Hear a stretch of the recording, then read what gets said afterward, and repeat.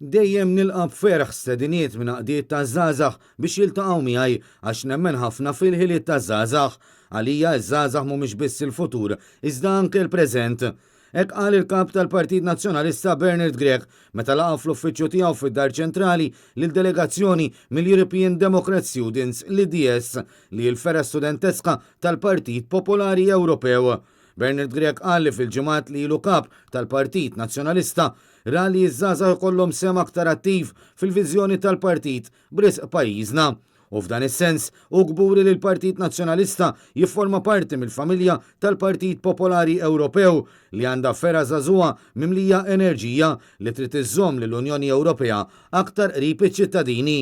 Min-naħa tiegħu iċ-ċermen tal-IDS Carlo Angrisano faħħar l-impenn li l-Partit Nazzjonalista dejjem kellu fl-istituzzjonijiet Ewropej fil-waqt li fakkar fil-Kungress tal-Partit Popolari Ewropew li l-Partit Nazzjonalista organizza f'pajjiżna fl-2017. Angrisano qal li bħala żagħżugħ jemmen li hu ta' sodisfazzjon li partit f'pajjiż żgħir bħal Partit Nazzjonalista f'Malta jew sem attiv fl-isfera Ewropej u sellem ukoll il-ħidma li politiċi tal-Partit Nazzjonalista jagħmlu fl-Unjoni Ewropea.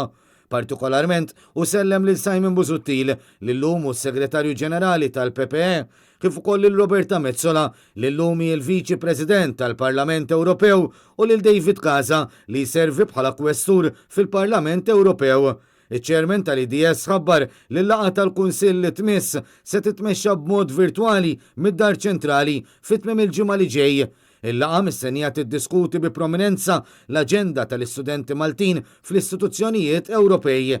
Akkumpanjat mis-Segretarju Ġenerali Beppe Gallia u mill-Uffiċjal Eżekuttiv Francesco Sismondini, Carlo Angrisano qal li l-IDS hija impenjata li l-istudenti u żgħażagħ Maltin u Għawċin jingħataw aktar opportunitajiet fl-istituzzjonijiet fi Brussell.